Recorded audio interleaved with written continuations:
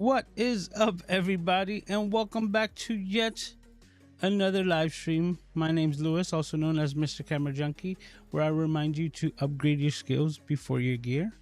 And today is episode 144. You heard that correct. That's 144 consecutive weeks of the Camera Junkie live stream without skipping a beat. As always, I thank you for taking the time and hanging out here with me on the Saturday night. Yeah, and as tradition goes, first thing that I do is always check out the chat to see who's here in the Camera Junkie crew. If it's your first time, please be sure to introduce yourself so you can get that nice Camera Junkie crew welcome. So let's go there. A couple of things I want to... No, let's go to the chat and we'll go from there. All right, we got Paul Duncan saying what's up to the fam. All right, and we need to fix the comment box. Let's embiggen. That's the one, that's the side one. There we go. Boom. And let's center it. That looks good. All right. That looks good there.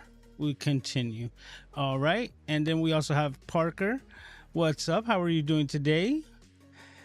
Gretchen's in the house saying what's up to the crew. Sarkeezy is also in the house, ready to rock and roll. And as you can see, we're always greeting each other here in the Camera Junkie crew. There we are. Art Carrasco, it's been a while. He even says it's been a little bit, but it's nice to have you here, bro. And Kevin's in here as well, saying hello to everyone. All right, and today's topic, we got Jeremy. Everybody's piping in right now, so yeah, Jeremy's here as well. All right. So, and look, he says Lewis speaks doc. Are you kidding? Like, it's impossible to hang out with this man as much as I do and then edit the podcast that he's in. That's like another, 20 hours every week that I'm in front of the screen listening to this man. That some of the words like seep into the subconscious. You understand? I'm surprised I don't wake up that way and be like, embiggen. All right.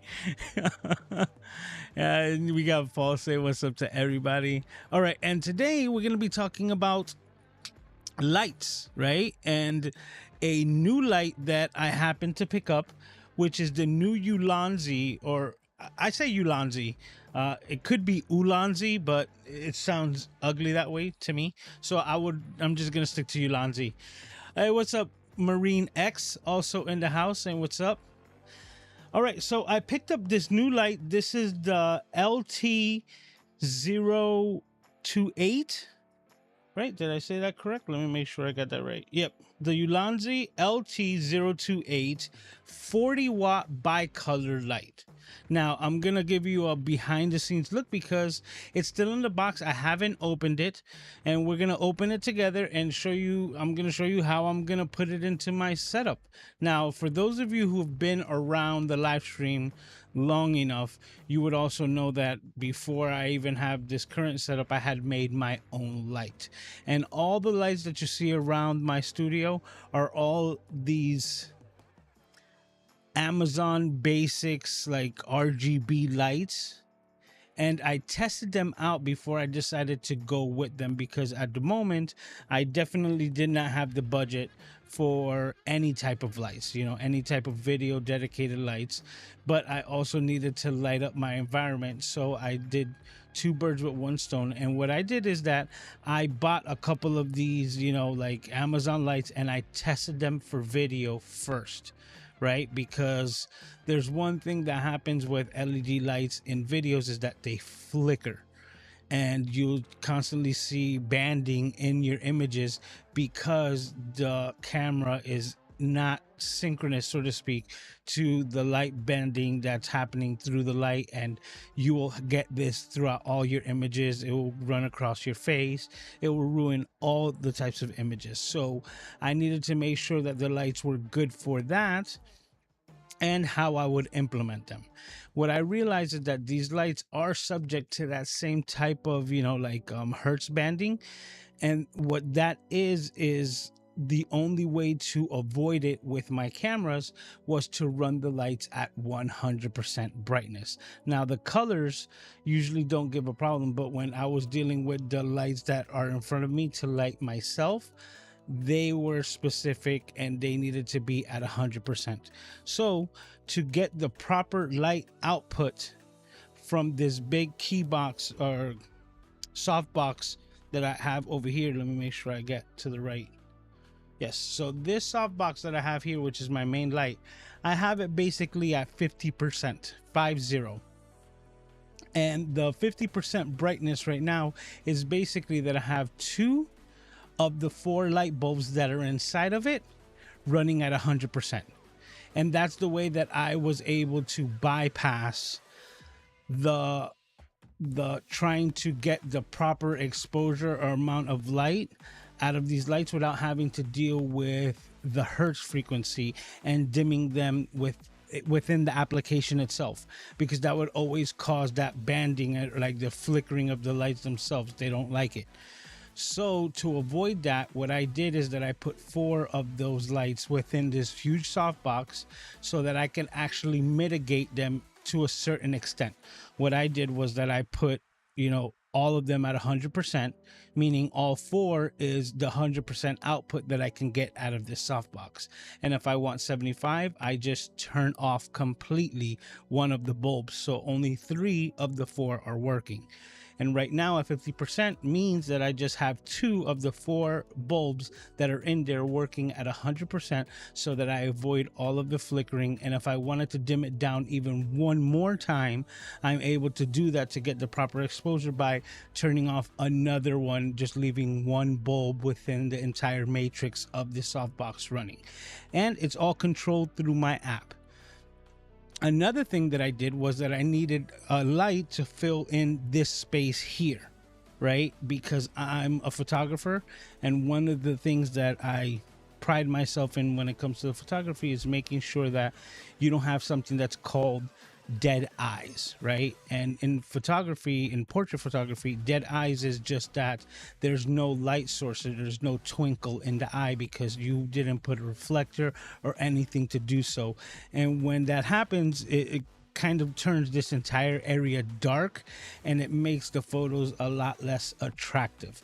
So one thing that I always try to do, that even though I have the proper lighting here, right, and I'm facing you as the audience and the camera to my right, I'm facing this way so that light is not hitting my eye directly to actually give that twinkle in the eye that I was just talking about, to avoid the dead eye. So I always wanted to make sure that I had a light in front of me, even though it was less potent, to be a fill light, but also to give me that specular highlight within my eyes themselves while I do the live stream. So what I did was I took another one of these same Amazon lights, right, and put it in front of me, but I needed a way to diffuse it and to control it. So I actually made my own light box or soft box type thing out of foam core, and I'm gonna bring that up right now. Some of you might remember this. Some of you, this might be the first time, but this is exactly what I was able to construct. I basically put a lamp socket end into a small box to a softbox type of construction, and then made a grid diffuser to block it off in front.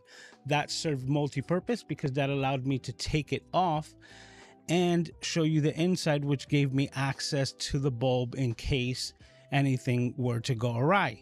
What it actually did. The light bulb that I had in here dedicated as my fill light ended up going bad. So instead of compromising the rest of like my setup and all the other lights that I had there, I tried to purchase another one, but that model that fit with my entire system, they don't sell those anymore on Amazon. So unfortunately, I would have to like download a completely different app to add another light to be my fill light, and I just didn't want to go through that, hassle. I had already done enough, so I retired it, right? I just basically said, you know what, for right now, I'm going to look for another solution, right? And sometimes you make a temporary solution that ends up being more permanent than what you like, right? So, leaving this off to the side, if I can get that back on there, let's go. All right. So, my old, soft or foam core softbox, right? What I did is what I have right now, which is my temporary, like permanent fix. Okay, let me see what you guys are saying here. All right. Gretchen says, show that thumbs up some attention. Yes. If you haven't done so already, please hit the like button, guys. It goes a long way. Kevin says he loves the ideas for lighting percentages. Yeah, that way I avoided all of like the flickering, especially when I knew that one bulb itself wasn't going to be enough to light this entire array. That way, you're able to control it. And Richard's saying that he remembers that about my foam core softbox. Tom is here saying, despite the flaws, the DIY option is rad. Thank you.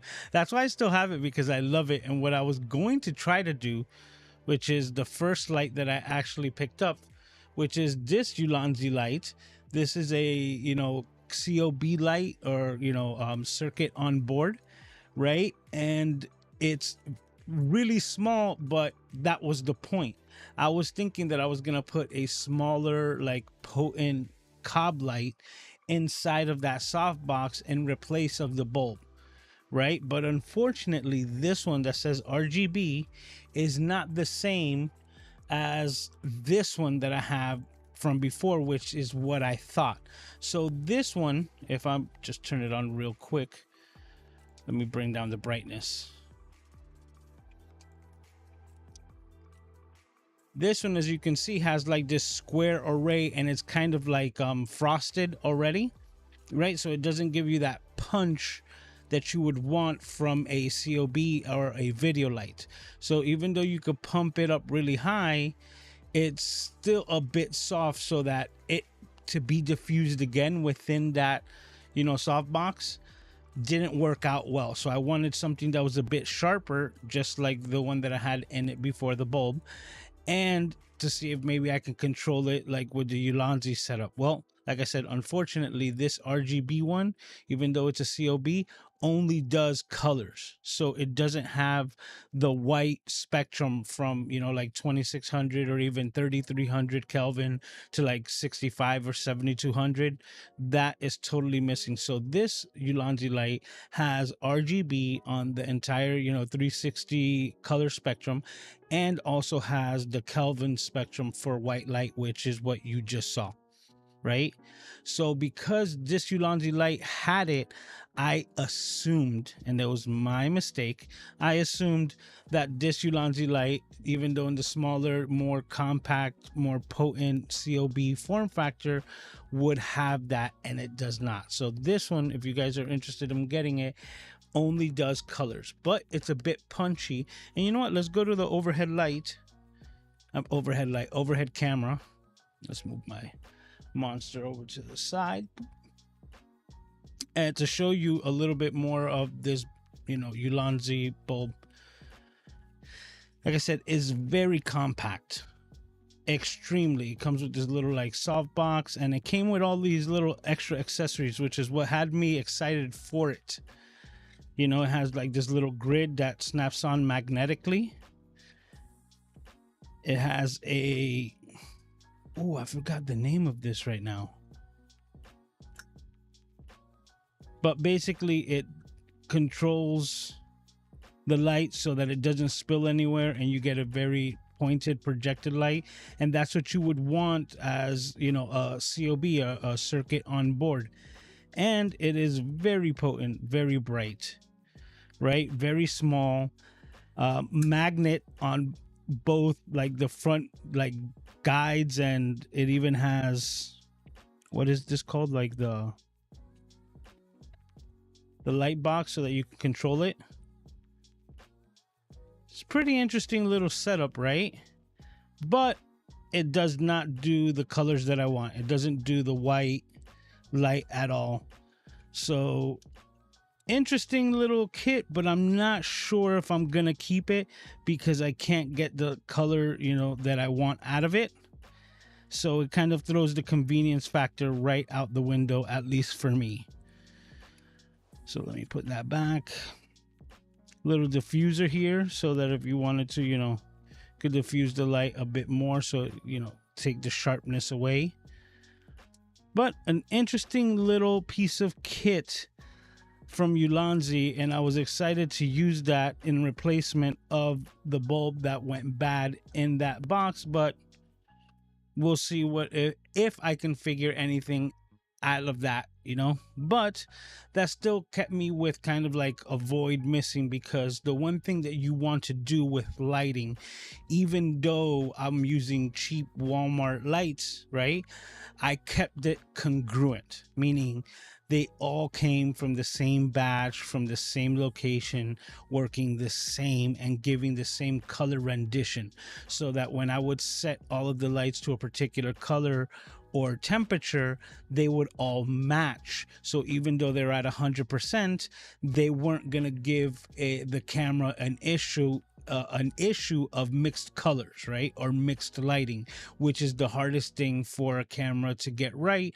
If it does, especially if it has, like, if you have it set at auto white balance, then that's gonna be a nightmare when you're bringing, you know, like a tungsten warm light to a nice cool light, and anything in between. So when you start mixing lighting sources, especially if you're using them on your face, that's what makes things really bad. And some of you guys didn't notice. I remember when I changed my light, you know, Paul, through a Zoom or a Discord call, you know, like I was like, can you notice? And he's like, there's a bit of a difference. And there is, because there's a lot more of a magenta cast with the light that I had to use #temporarily. So let's go back to the behind the scenes light, which is this guy right here. And you can see the diffusion in front of it is just a piece of paper, because it is a very harsh LED bulb that in the same way is not designed for video work. And I'm gonna take it down, as you can see, and I just had it hanging on an articulating arm. Now I have my camera and my teleprompter and everything here set up on the same, but now if we go to the same front facing shot here, you see that you kind of no longer have that sparkle in the eye, unless I look directly into this area like so, which allows this key light to hit my eye so that you can see that twinkle. When I go looking at the camera, or if I get in close, I negate that and I create what I dislike, which is like that darkness within the eyes. So to avoid that, like I said, I always want to make sure that I had my light, which brings in this bad boy. Now, for big soft boxes like this, a 60-watt light is more than adequate, right? A 60-watt light, COB, put into an array like the one that I have in front of me here, this soft box with the grid, would be more than enough power. I would probably be running that type of light at maybe 10%, especially with the proximity of the grid itself to my face, just so that it doesn't blow out and it actually has it controlled, but also gives you the ability to control the temperature so that you could dial in the color exactly the way that you want it. So having a 60-watt light bulb here is great, but having one here in front of me, even though there comes some really compact ones, is way overkill. I'd probably be running it at 1%, right? Just because of the proximity of that light, and then looking for the ways to diffuse it the same way. until last month that Ulanzi dropped this bad boy out. And another cool feature about this Ulanzi light that I forgot to mention is that it also has a 3400 milliamp hour battery built in. So even though it has the plug-in power that you can run it as a traditional video light all day long, it's constantly charging a battery as well, so that for whatever reason you want to take it outside, you're able to do so. So if my calculations are right, if I'll be running, like the other one at 1%, this one at 40 watts can be way more than overkill as far as the light that I want to attach here, which we're going to do together, than maybe any other light. I'll probably be running this one at 5 to 10% max. So it allows 75 minutes of runtime at full power. And then like if you're at 50% power, I think it goes for like 3 hours or something. This can go for like all day use depending on how much light you're actually going to need out of it. And this is totally on battery. So this is also going to be part of like my mobile kit, because even if you don't want the light directly on you, to be able to shoot 40 watts of like controlled light against a white wall to then bounce it off of you, and then have like an even bigger light source and have a softer light for a hotel room live stream like I'm going to be doing in the near future, hashtag come October, hashtag creator camp. This is going to be the light that I'm going to be able to take with me. It's a lot smaller, compact. So now let's get into it together. So now let me go back to the overhead shot. Poof. Nope, that's the wrong one. This one, there we go. All right, to show you, this is a LED light with simply just a piece of paper on top of it. Excuse me. So this is what I've been using for quite a while now, and it left me wanting more. And I'm so glad that I came across this light, because this seems like it's the perfect situation for me. I had to create previously my own light, and now, I guess Ulanzi was watching my live streams and made a light that's just my size. All right, so let's see what we got here. All right, so we got paperwork.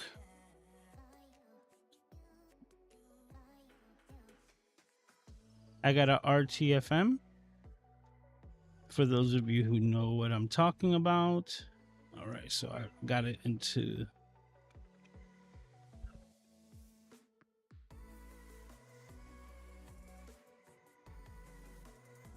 Okay, 1/4 inch 20, 1/4 20 screw mount on the bottom.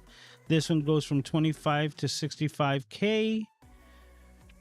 Bicolor. And we're ready into the next language. All right. All right, so let's see exactly what this is. Okay, it came with a little mini tripod. Nice.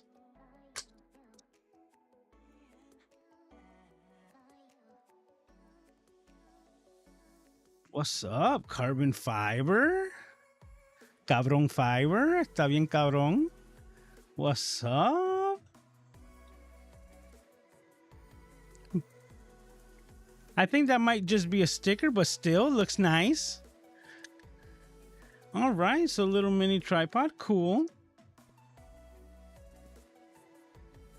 Do not eat. Okay. A standard power cable. We also have a power brick. There we go.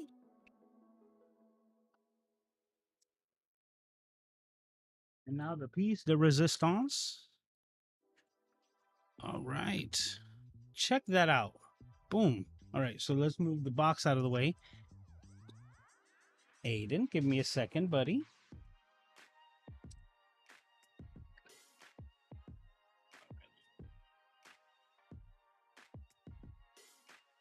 So, 1 second. Yes, Aiden.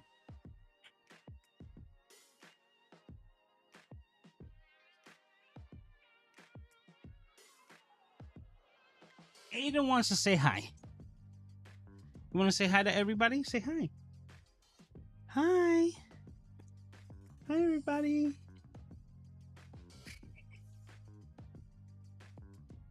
Say hooray, Aiden. Hmm? All right, go play.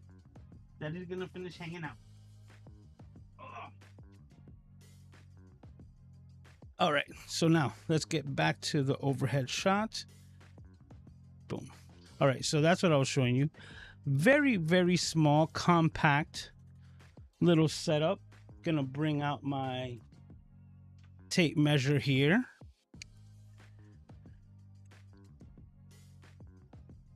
About 3.5 inches squared. Nice. Yeah. Top to bottom's even shorter, 3.25. And it comes with this little mini Bowens, and it's mini. So it's a lot smaller, not traditional. We're hoping that Ulanzi comes up, well, at least I am, with more types of diffusion for this type of mount, because as of right now, this is the only thing. But as I just showed you before, I'm willing to make my own soft boxes if need be. But this is the COB circuit on board. Chip. Okay, and we have power, and we have full power. And the light's at 100% right now, so we took it down to 0. It is at 5800 Kelvin. We're gonna bring that. Am I bringing it down? Okay, down. Okay, so we're doing 55K. Okay, and now we're gonna see exactly how much light it's gonna take. Wow! Wow, that was 9%. Wow! I see a green dot in front of me right now.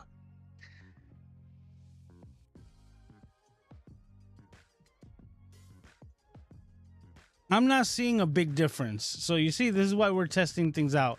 As of right now, wow, I still think I might need to bounce this light off of the wall, because I'm not really seeing any increment difference between 9%/10% and the rest of the light as far as intensity. So I better said, what I'm experiencing right now is basically, I don't see it dimming after 10%. I don't see a difference between 10% and 1% of diffusion as of right now. All right, so I am putting on the light diffuser cap. So as you can see, this is, see, I got this light and it might be dedicated to that, but then I still have a gaping void here in what I'm going to use as my light, because this is hella bright.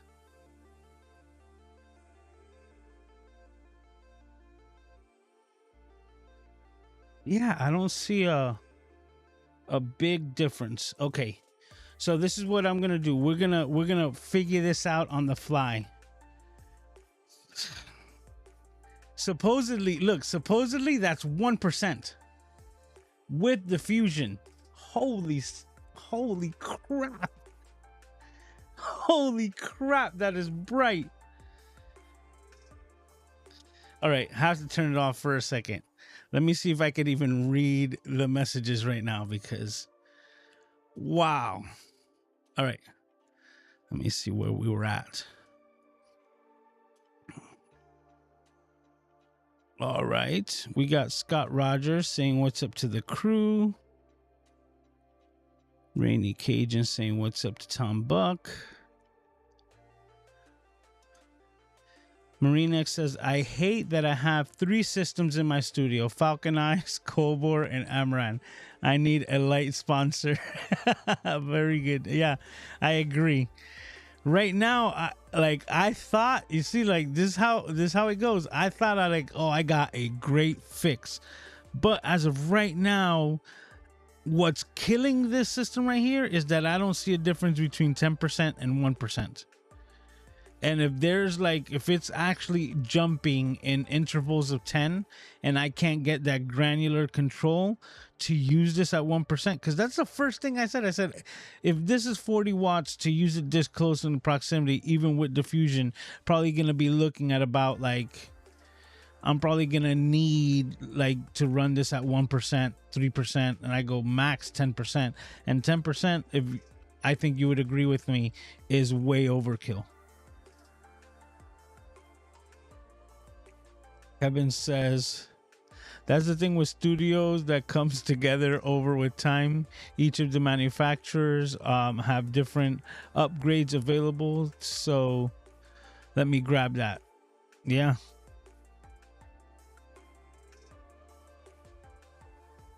There's a particular app dedicated to a particular brand. Very true. Madonna Light. Hey, Nano, how you doing? He's saying, what's up? All right. Kevin says, I've got two GVM 60 watt lights attached to my desk, and it's like 25%, and the other is like 5%. You see, Kevin asked this, and he says, does Ulanzi make a mini softbox for the light? It does not. As of right now, this is like the only thing that's available for it. But it's got me thinking, I'm definitely going to need to bring that down. This is crazy. I'm probably going to have to do completely reverse lighting, and just shoot it against the wall. So let's see how we do this. You know what? Oh, yeah. We're going to figure this out. All right. So I'm going to show you what I have in mind right now.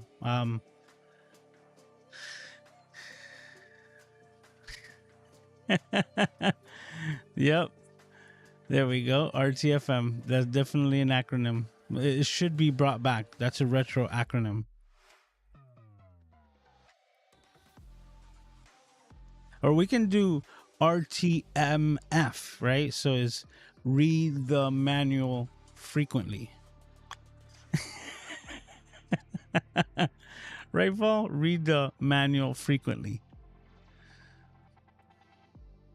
Hey, Albert's in the house. As El Niño llama. He put it in Spanish. Let me see if I can see. Sus ojos. Okay, so he translated as well. No, that's a good question. It says, can you remote that light? No, that's the other thing. As of right now, going back to this shot, the cable that I have here has a switch on it right here. I don't think you'd be able to hear it. So that's how I was controlling on and off that light. So I was already outside of the, remote system with it. And unfortunately, it's an inexpensive, powerful light, right? But it missing those types of features. So it has no Bluetooth, no connectivity. It's basically like a basic dummy light. That's why they're able to build a small 40 watt with a battery, because to think about it, this came fully charged and I can't handle the power output out of it, and it's completely running on that 3400 milliamp hour battery, which is so cool, because all I hope is that the future lights, right, the bigger 60 watts, the 120s and things like that, will also be carrying a onboard battery in case of anything, right? Because let's say you were recording something and the power were to go out, the camera 9 times out of 10 is running off a battery and probably will be recording internally, so it will continue to do so. And if the lights go out, then that sucks. But if the lights were to continue, then the production will continue, right? So there's a lot of advantages to having that built in, because it's like having a built-in surge protector / power supply. you know, built right into it with that. Kevin says, I wonder if you can use mini Bowens mount to a regular Bowens mount.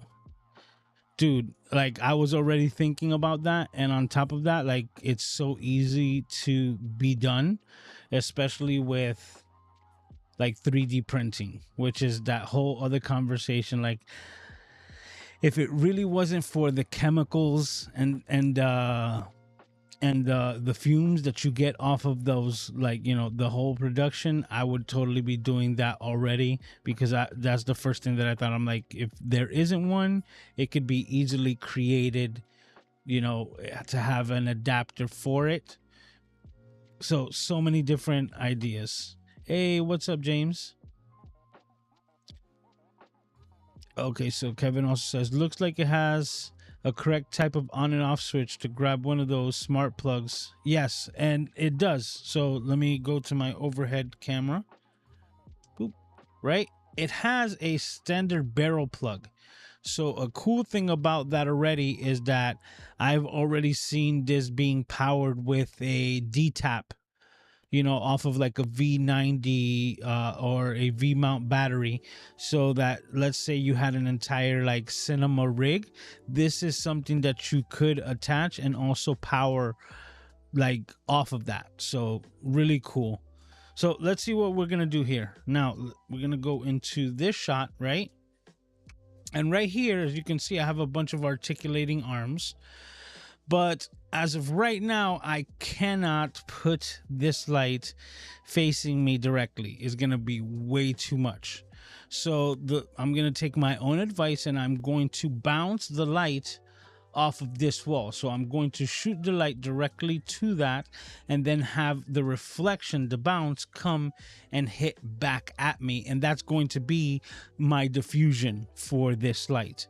So what I'm going to do is I'm going to untighten this articulating arm, and when it drops down, you will see that I have my little, you know, Ulanzi, because Ulanzi is the theme of the day, easy quick claw clip, and I already have it set up here. So this is what I'm going to use to mount the light.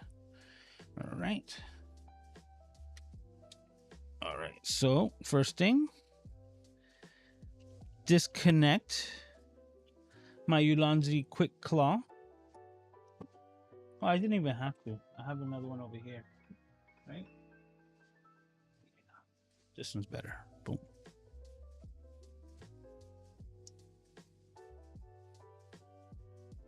And now I'm going to just, we can go overhead, right? 1/4-20, quick claw.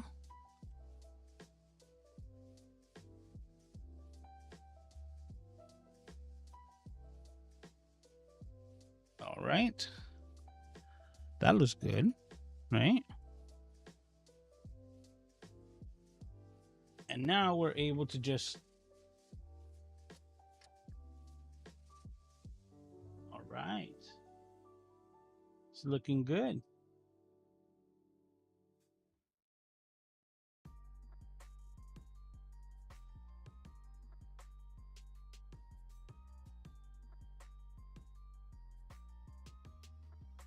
Okay, so you can see it in the shot right now, right? I haven't even turned it on. But what I'm going to do is I'm going to check this shot. It's not too bad. As you can see, it's definitely in the shot right now. So I might push it a bit more forward, right? To see if we can find a place where it can stay permanently.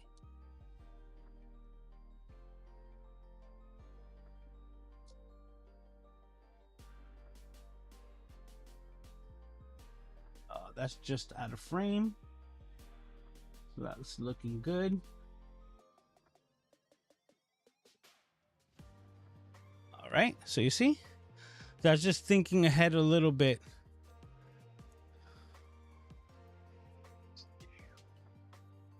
All right, so now we're there. We go, nope, that wasn't the shot. This is the shot. Okay, and we have it here. And now we're gonna press power. It's gonna take a second, and boom. Now that light is lighting up that entire back part, and we are just at 5%. Okay, so let me say that again. We're just at 5% and we're at 55. 55K. Let's go 56K. Okay. 56K. And now we're going to go back to the main shot. And this is what that looks like. I can show you a quick demonstration without that fill light and with the fill light as soon as it turns on. Man, I even notice how bright it is, that the back over here is receiving bounce off of how powerful this light is. Right? Pay attention right here. I don't know if you can see that, but between the two magenta lights, the one back here and the one right over here, right? As soon as we click it on and it hits that bounce, definitely brightens up this entire area. So that's really interesting. And if you can see, we have that twinkle in the eye, that light spectrum or spectacle, one of those words, you know. So there you go. But at 5%, this is pretty much able to run at this power output like all day. So yeah, that's it in a nutshell. This thing is a powerhouse little light. Super interesting, right? This, I think I'm gonna leave with these bulbs and I won't transfer over because of the simple fact that this is, like I said, more of a dummy light, right? This I have to kind of physically turn it on and turn it off. Yes, thank you, Jeremy. The specular highlights in the eyes. Thank you. It's just the words, they're hard sometimes. So yeah, so I'm gonna keep the light array here with those Amazon bulbs because I have complete control over them. You know, all I do is ask the S lady that lives on your phone, right? And I just speak to her and ask her to turn off all the lights and do everything like that. And it's all controlled and it's all handled. So that's like really cool, right? And that's what makes that easy because I don't have to like get up on a ladder to turn on and off the light whenever I want to do a live stream or get on a Zoom call or anything that sort, right? This, because it's so close to me, hey, it's a lot easier for me to be able to just shut it off if I don't want to use it and then, you know, turn it back on, being more of a manual type light. And I think it's going to be overkill for my needs, but I'm going to figure it out. Yeah. You know what? I'm going to do something else. I'm even going to, because that's even with diffusion. Wow. It's too bright. See, like there's no shadow whatsoever. There's like, it's just a white. Oh. Craziness.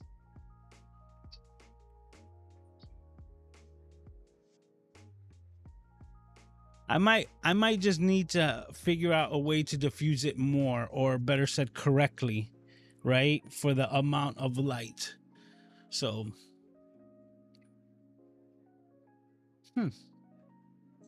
that might be ending up in that softbox, right? In the original softbox, or maybe I'll just make another one for it.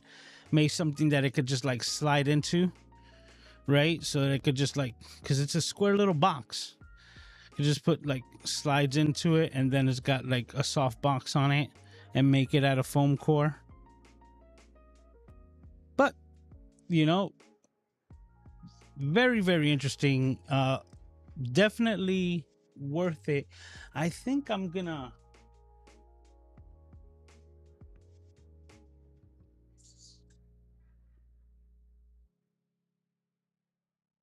Yeah, that's a bit better. I cooled off the light. I took it from 65 to what? From 55 to like 62, 64, 100 Kelvin. So definitely much cooler. Just because it's bouncing off of the light or off of the wall as well. So yeah. Now let me give you a bit of a behind the scenes so that you can see. Look at that wall. Look at how bright my hand is behind it. Right? Like all of the bounce is coming off of that right there. So I'm just going to shut it off again so you can see. and you can see like all the shadows from this whole unit that is being cast, everything, the gray wall, etc. And after you turn this on, this thing becomes boom, blown out. So if the camera, this one right here, the iPhone XR, sees this as like blown out, meaning like I can't tell any texture beyond that point, it really goes to show you how much light is being cast on it and also bouncing off to give the appropriate exposure. So that's what is now allowing me to do so. So I'm gonna go back to the chat to see if you guys have any questions or your thoughts on this, right? I don't know if I mentioned the price, but this entire little kit that you saw with the carbon fiber little mini tripod is $100. So $100 for a 40-watt light bulb that even at 1% is like overkill for the amount of light that you would potentially need. So let's say you were using a kit lens, right? If you're using a kit lens that is like a really high aperture, right? 3.5s, right? Something in that range, this is still more than enough light, right? The only thing that I could honestly tell you is like, I wouldn't want to have this light pointed at my face. Because even with that diffusion, it is so bright that it will leave that like green spot in front of you where like I would be hard to read comments and do anything requiring my vision. Right? And the last thing is that I really think it's a really cool size. So the way that it came in the package where the little rubber or silicone diffuser material was packed inside of like the cone itself, inside of the, like, you could easily fit that into a bag, like easily. Like that really makes it convenient for a like on the go mobile light source. And for the price, I think these things are gonna sell like hotcakes, man. Like $100 for a great, and I really mean a great dedicated video light, because 40 watts is more than enough when you have this type of control over it. The only like negative that I have for it is like, man, I wish the granular control is a bit better, right? 1% and 10%, I see no difference, right? I just don't. Right? I wish I could bring it down to 1%, like show you, right? This seems simple. 0, 1%, you see, like it barely lighting up. 2%, you're starting to see a difference. 3%, right? 4, 5, and then by the time you get to 10%, which is that, you can see a difference between 10% and 1. I'm not getting that off of that. So that's the one negative that I would say off of this light. And it's unfortunate. That could be a deal killer for some. So I want to make sure that I mention it. It might even be a game killer for me, right? Because if there is something that at 60%, or 60 watt, I'm able to get that control that I want and use the light at 1%. That might be a better overall situation for my situation here. But at the same time, I also got to tell you that I was thinking about this on the fly, because we're doing it all on the live stream. And I kind of like the idea of the light not facing me, right? This might be it for me, just because of the simple fact that we're dealing with the light facing that direction. So right now there is one less light that's hitting me directly, and yet I'm still getting all of that like type of, like imagery and all that type of bounce from the lights. So as of right now, I'm liking it. And you know what? Let me check this. This looks good too, right? So it's definitely affecting enough bounce that camera number 2 definitely is exposed correctly. And I might have to adjust the colors, getting a lot more green. I don't know if you guys can see that, but I'm just pointing out the things that I see as a photographer, videographer. Like I can see the colors change, like frame rates and different things like that all the time. So 9 times out of 10, I don't mention anything, right? I'll just like roll with it. And I guess I was just making a mental note to say, fix those colors so that they match these colors. See? Negations. All right. So yeah, I'm kind of liking this right now. See, and the reason why is because it's also allowing me to see this screen a lot easier. And once I'm done using it, I can turn it off. And this action right here is a lot cleaner, right? That I say, you know what? I'm no longer using the light, and I can take that down and get full use of my desk and my screen. So I think this might be it for me for the moment, just because of that feature right there, that I can just disconnect it and temporarily turn that light on in the background when I need it, when I'm on, when I'm on camera. Kind of liking it. I'm still gonna dial in the colors.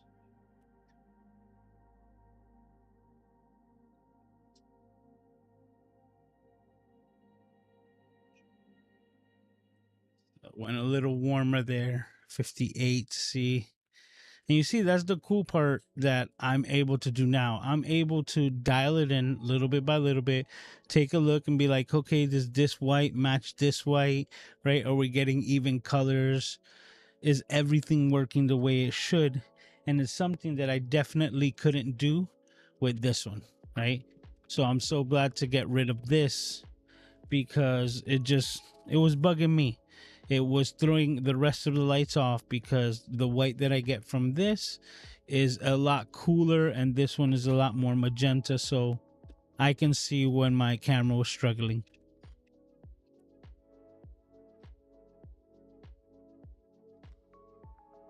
Kevin says it's super easy to grab and throw in the bag from right there too. Yeah, but I'm really like, you don't think of these things. You're like, okay, exposed light yourself. And of course I was dealing with underpowered Amazon bulb lights, right?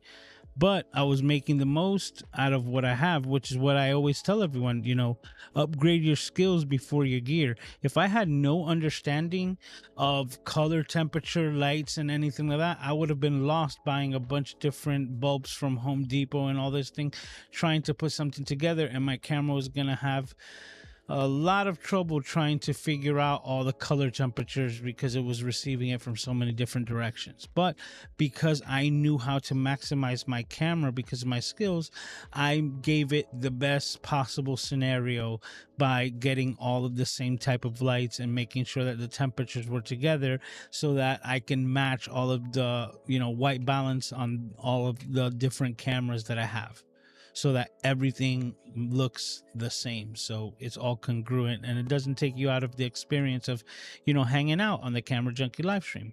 So with that being said, I'm really glad that I got this. As of right now, this is probably going to be the only other thing. Oh, you know what? Like I went all, because this was about lights, right? But I did do something else, right? So I'm glad that I'm able to share this with you guys. I bought a chair, right? I've always been standing. This is a stand-up desk, but I wanted to get some more work done, right? And for that, I needed to not be on my feet 16 hours a day. So for me to do so, I got a drafting chair. So instead of getting a sit stand desk, right, I have enough stuff under my desk that I can't put the desk down to crush it. So I got a up down chair, right? So I got a drafting chair that's up high here, so that whenever I decide to sit down, I can. And with that being said, when I sit down at the desk, though being more comfortable, also makes me like a short person. And I sit here in the camera very, very low, which is not good for Zoom meetings, Discord, so on and so forth. So let's go back to it. Boom. added another little Ulanzi clip. So this guy right here, right, is empty, and it's on a separate arm, because behind this Ulanzi light, before I put it there, let's see, right, to show you, there's a articulating arm here that's holding up the entire camera rig. So that's there on top of the cage. And then under here, I also have another articulating arm holding up the teleprompter, right? So that's my setup. What I'm able to do now is disconnect here and attach here and sit down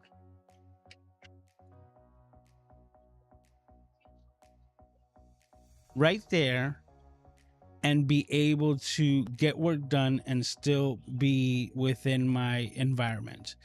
The one thing that this does do is that it draws a strain on my microphone boom arm.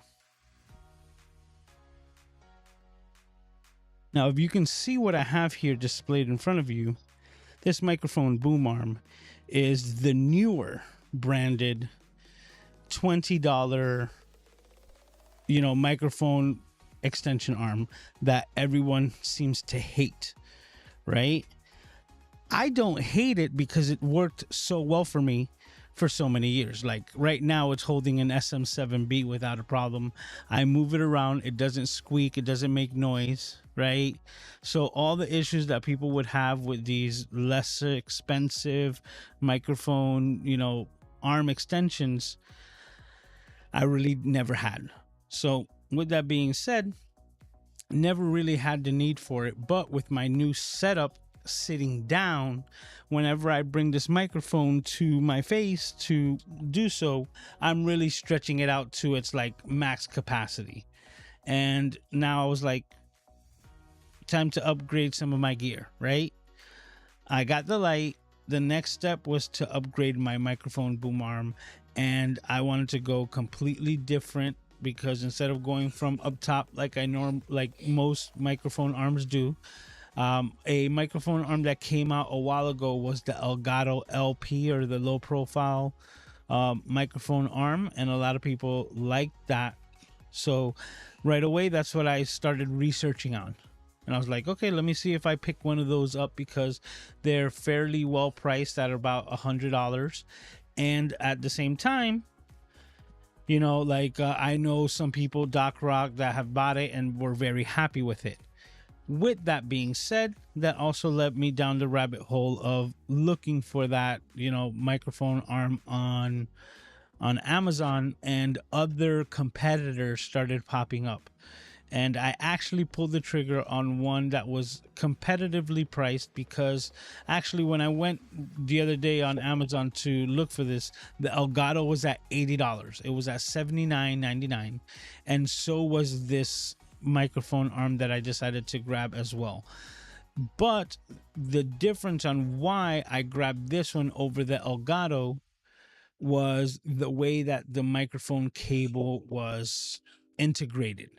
So if anyone who has the LP from Elgato would know that if you were to tug a little bit on the microphone cable, the cover that covers the cable will easily come off, because it's magnetized onto the frame, but a little bit of force will just send that little cover flying, because magnet is the only thing that's holding it together. So some people will put a piece of Velcro to just kind of keep it crunched down, even though the cable is going within the body, which is fine. But for that, I would just stick with what I already have, right? I'll just stick with this one with the Velcro straps right here, right? Because it's keeping it on the arm. Well, this one that I actually pulled the trigger on kind of takes that and changes it up. What it does is that it actually provides the track underneath the metal arm, and instead of it being held in by magnets, it's actually like slides in place. So Once you put it in, you have to like slide it to lock it, and that's what's going to keep the cable. So if you were ever to tug on the cable, then it will actually just kind of reinforce how it's locking. And that's basically the only difference between this and the LP. A couple of subtle differences, but this one basically the same price. I decided to, you know what, I pulled the trigger on this one. It's something a little different, but still within the ballpark. And we're going to see how that works. So I'm going to pull it out. I'm not sure if I'm going to set it up like I just did the light, because that's what today's, was about. But maybe something that I can talk about for next week if you guys are interested. So I'm going to grab that just to show you. Let me see what's going on here. Paul says, you're going to need some powder. Why? Because I got a lot shinier with this light? Probably, right? There's a ton of mini to regular adapters from 12 to 25 on Amazon. Okay, that's cool. There's even one for a 24 by 24 softbox included for around 40 bucks. 24, that's still pretty big. Yeah, 24, that's 2 feet. So just going from right here. Yeah, 24 inches is like kind of the height of the desk. Here, let me give you that other shot. So this is to the tippy top, right? And right here, about, I would say 25, 26. I basically have like 27 inches from the top of my desk to the top of this cage. So that's why, it's such a limited space, and I decided to make my own softbox, right? That was kind of the origin of that entire endeavor. So that one, even though it's small, still pretty big. Actually, you know what? This is, I think, a 24 by 24. Yeah. That's how big this guy is right here. So let me go back to it. That guy. That's a 24 by 24 right there.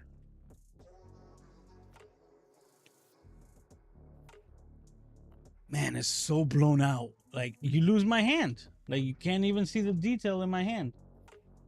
So crazy. It's saying 7%. Huh. I'm going to keep an eye on that. I just put it down to 1%. I had it at 5, and then when I check again, it's at 7. So is it increasing itself because it knows that it should be at 10%, or that it's at 10% output, and it's just trying to sneak itself up there just to make you, like, what's it called? To gaslight you to think that that's what you did. You'd be like, I know, I put it at 1%.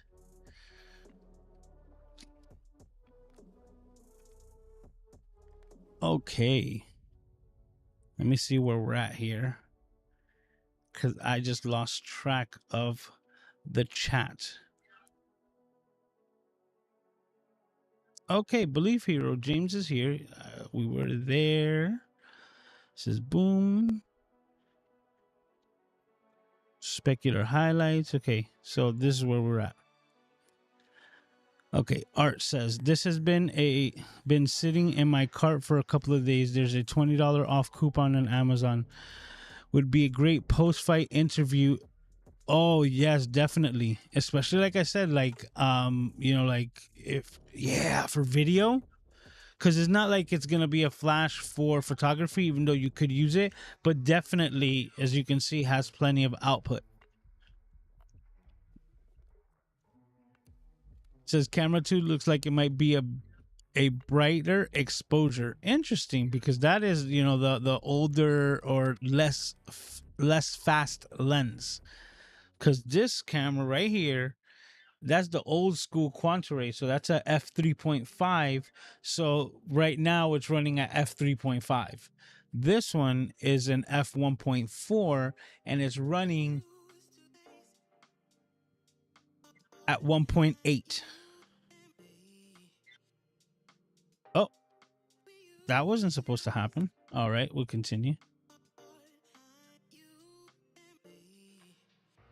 Kevin also says, There's other discounts from Ulanzi and additional $10 off right now too. Yeah, Ulanzi might get me to pull the trigger on the fan because I just got a message. You can check it out right now.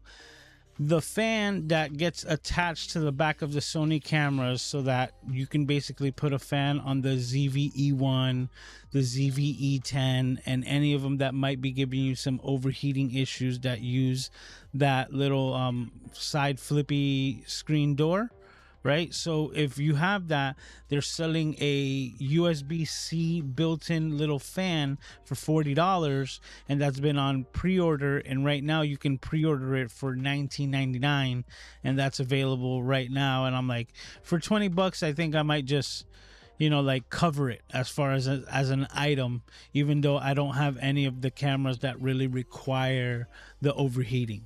The only one that I would be able to use it on is the ZV-1F that I have here, because it's the only one of the Sonys that has that flippy screen that I use.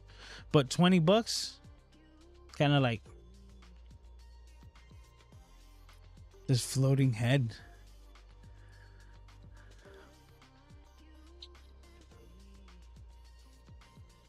This might be worth checking out the Ulanzi LP arm or Super arm. Well, actually, let me show you the one that I got, because it's a completely different brand.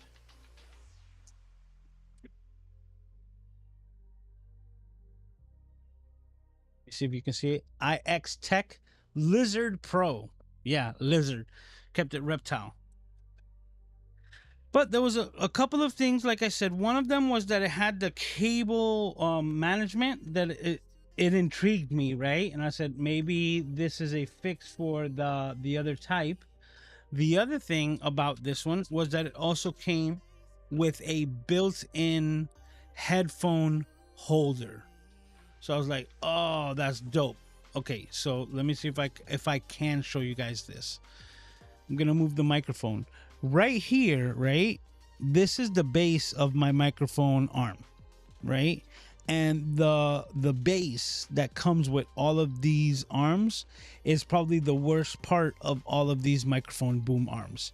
So a while ago, I found this replacement like connection or desk mount, and I forgot how much I paid for it. It was probably like $10 to $15, within that range, right? And underneath it, the hook underneath it actually holds headphones, which these are my Sonys, right? But because the hook is underneath, I basically never go for those Sonys or ever use them, because it's harder for me to get them out, because it's kind of like really tucked away underneath.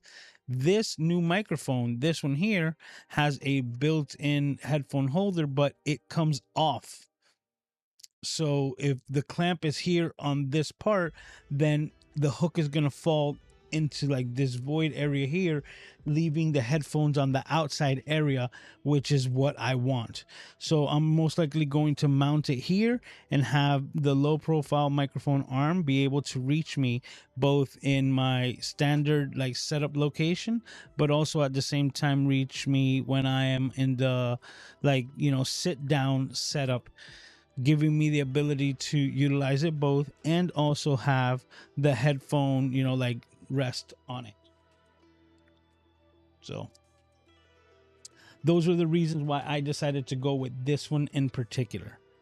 It had those two features that had me intrigued.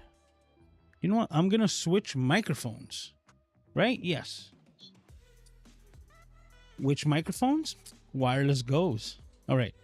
So I'm going to transfer this. Look what I'm going to do. Boom. Got to show you guys. I know we're past the hour, so I'm going to make this as fast as possible. This is a paracord, which I just made into a loop, right? Put over my head.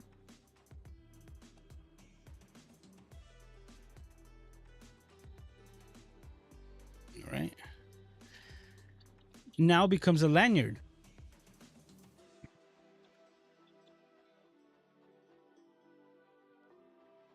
Rode Wireless Go 2s.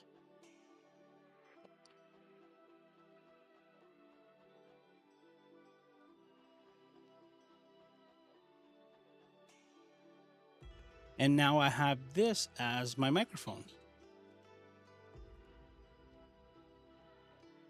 it automatically syncs, or I already have it connected directly to the Rodecaster Pro 2 into the second channel.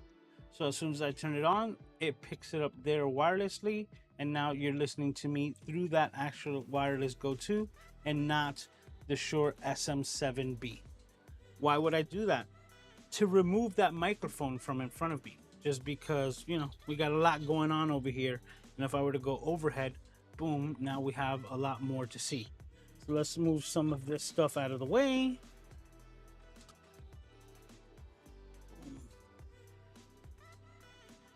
All right, and let's see what we got. I didn't cut this all the way.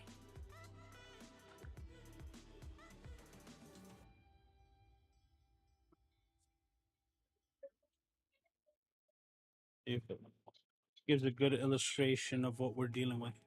You can see it's a low profile arm, so it's gonna serve a lot of the same purpose.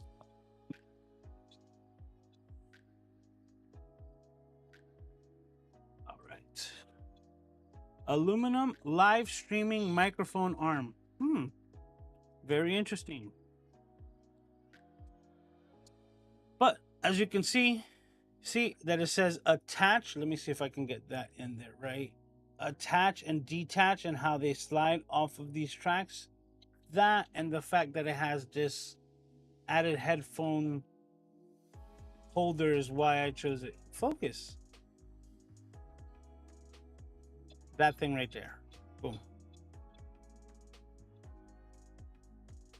And it's also supposed to be strong enough to hold. Thank you for your purchase. We got a barcode. All right, so let's see what we're dealing with. Okay, we got some plates. Yeah, there's a lot of hardware and a lot of building, you know, putting together. So we're not going to go through all of that. But let me see if I could find the piece here. Yeah, so this is the clamp.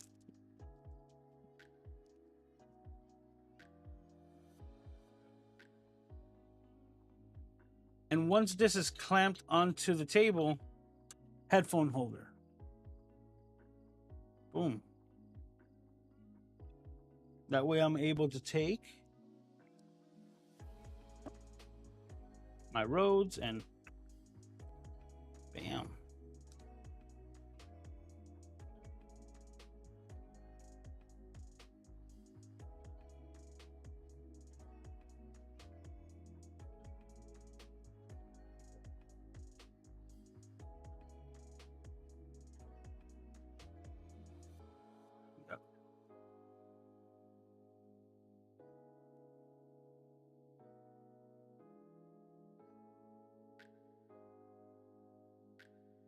Everything seems to be made out of metal.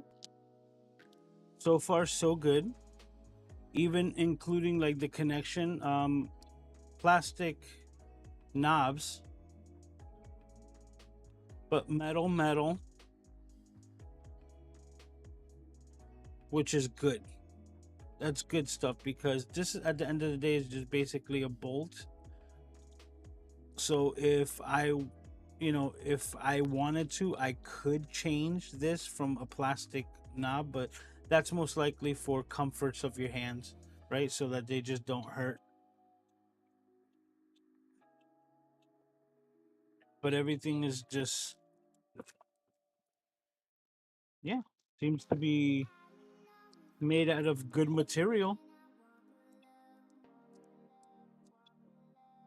Different connectors, and all right, it's not that heavy either.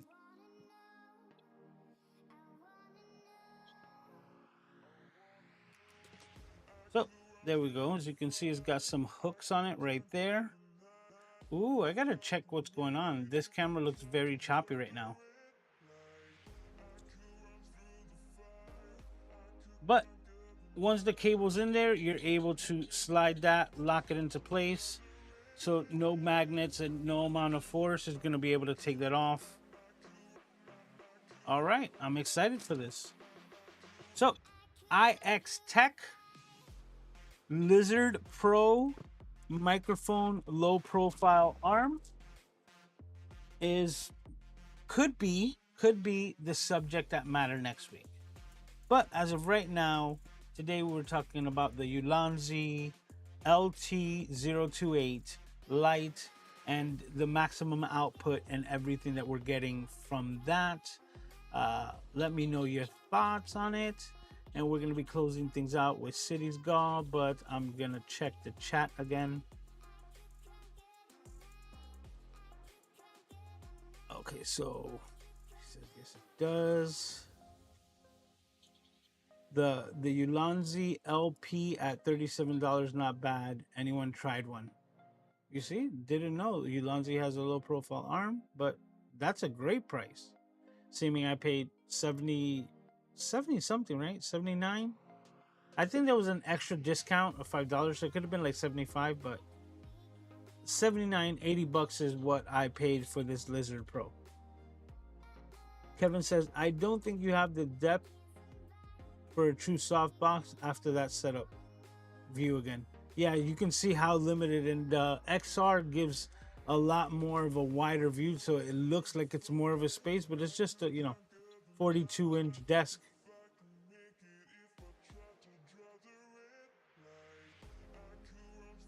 Because I always see but have yet to grab one to try.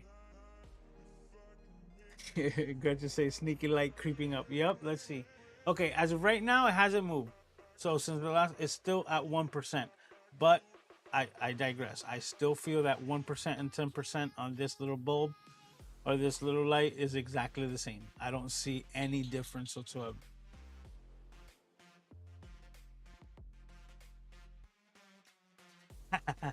There has to be a t-shirt in Gaslight somewhere. Yep. So overhead on Sony. Overheat? No, it's not an overheating issue. Oh, but it is a dead battery issue. So good call, Paul. Like I just saw, I was like, yo, that's like glitching. I guess you guys noticed it. So I guess right now right now as I'm looking at it, it just said battery exhausted. So if we were to go back to the overhead shot, we don't have one. Okay. So that's what was going on with that right there. All right, so time to shut the ZV-1F down. Okay, that's got me scratching my head. Because that's like an hour and a half. And it said battery exhausted. It had nothing to do with overheating. So could I have like used up that battery in an hour and a half while it's plugged in to be trickle charged while streaming? Gonna have to do some more tests.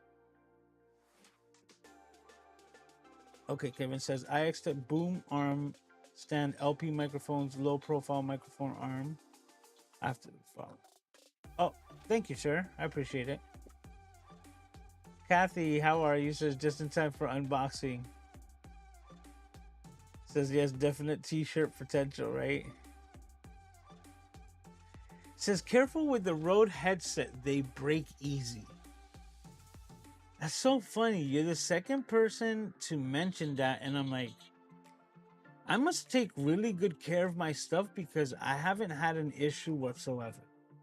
And I had people, like, I had somebody mentioning to me that the problems that they were having with it is these clips right here, right? And they're like, oh, I open it and close it, open it and close it, and it broke. And I'm like, I never do that. Like, once I got the fitting the first time and I locked it, it's a wrap. I've never had to touch it again. So I haven't had any issues with them. And knock on wood, which I got over here, everything's been fine with mine. So interesting to hear that. I would love to hear, like, maybe when we talk, like what could have happened potentially to your own headset. Kevin says, I like the headphone clip about my Elgato LP arm. Never knew where to put my headphones. Yeah, that's something that's like,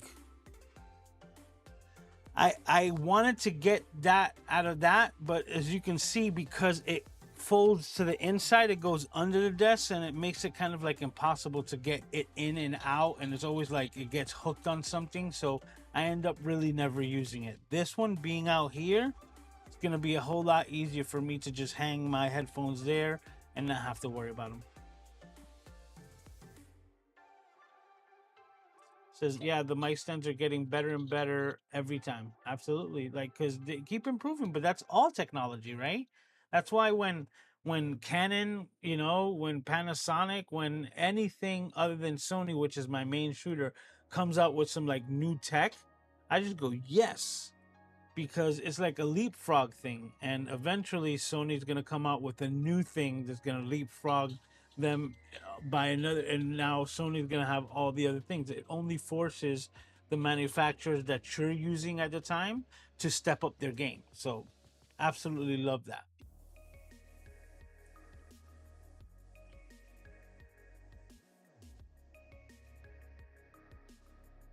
Yep.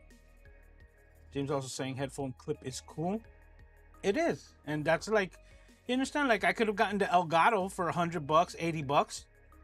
I'll try this one for the same amount, probably get the same type of overall, but then has a couple of key features that make it, improvements of life overall. So, oh, James, listen to me. John is in the house. James is the belief hero. So, just to get that. And this is John saying happy Saturday evening, Lewis and crew. Thank you for making it, even though we're closing out the night. Been a while, so happy to see you here. But everyone, if you have like any last minute comments or questions, please put them in right now. Put a Q colon in front of them. I'm gonna search for that just to make sure that I haven't missed any. If you liked what you saw, if you're having fun, right? Just know that we do this every single week. At the beginning, I mentioned this was episode 144. That's 144 consecutive weeks of the Camera Junkie live stream without skipping a beat. And next week is going to be 145. And we're itching our way ever so closely to that 156, right? Yeah. Episode 156 would mark 3 years of the Camera Junkie live stream. So we're marching ever so closely to that mark. Even though it's heading off into December, we're always just marching ever so closely to that. And that's another point for celebration. So as always, I want to thank every single one of you for taking the time, our most precious commodity, and hanging out here with me on the Camera Junkie live stream. You guys are what make this the best part of my every week, hanging out here with all of you amazing people and building the community and the relationships. And we do it every single week. So mark your calendars, Saturday nights, 10 p.m. Eastern Standard Time, Camera Junkie live stream. And I can't wait to see you here for the next one. All right, let me go ahead. And John's got a question. It says off topic, but it's a question. My son wants to get a new camera.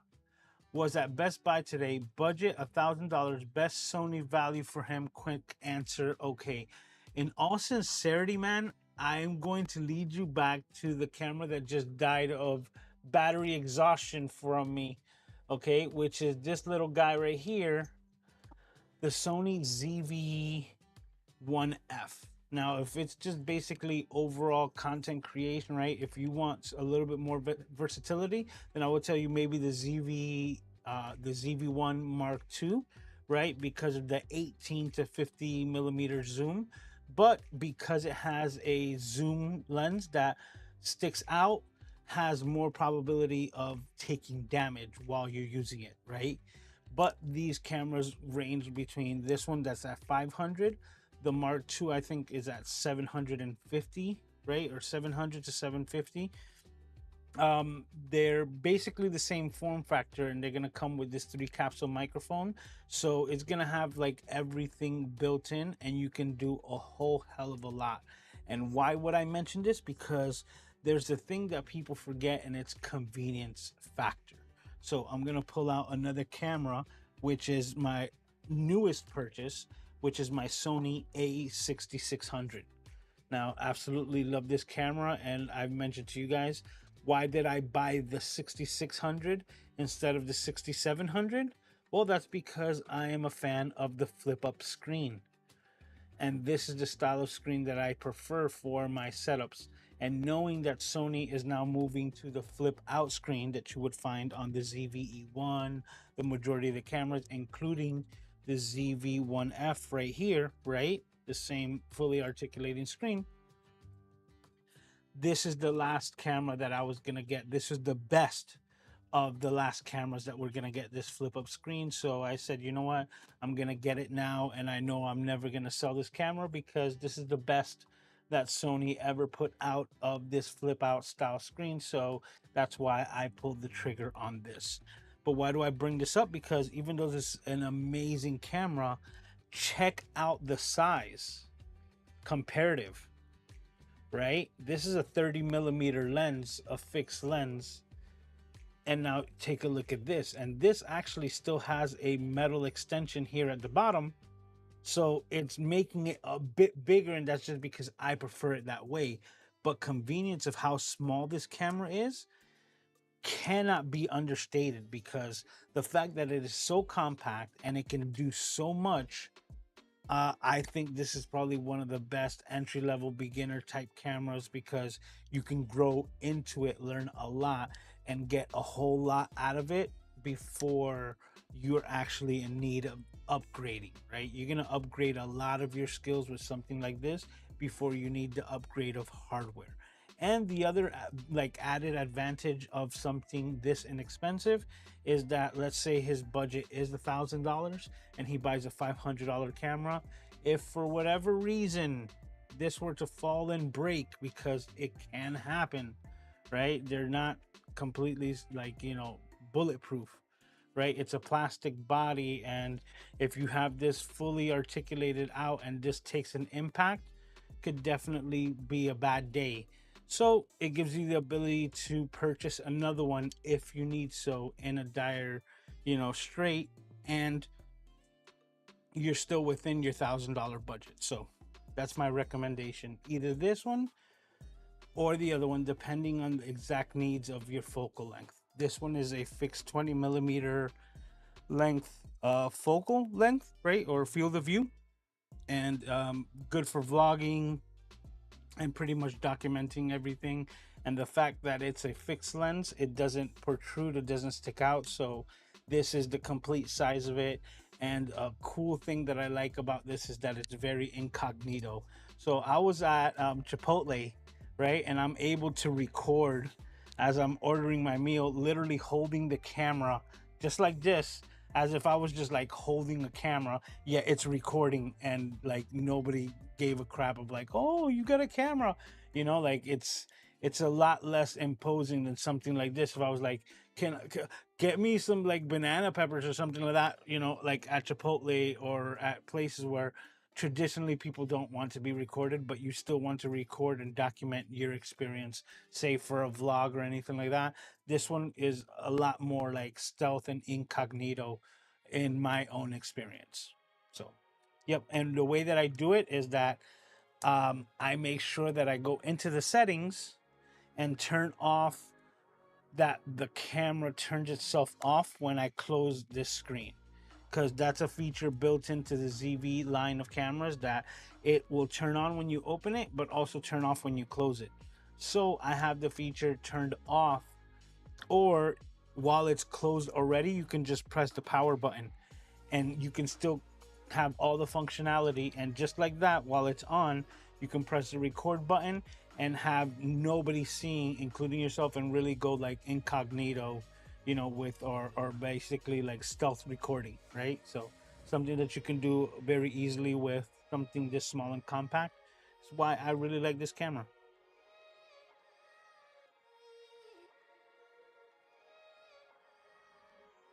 The battery is so dead on this. All right, so let me just finish off here.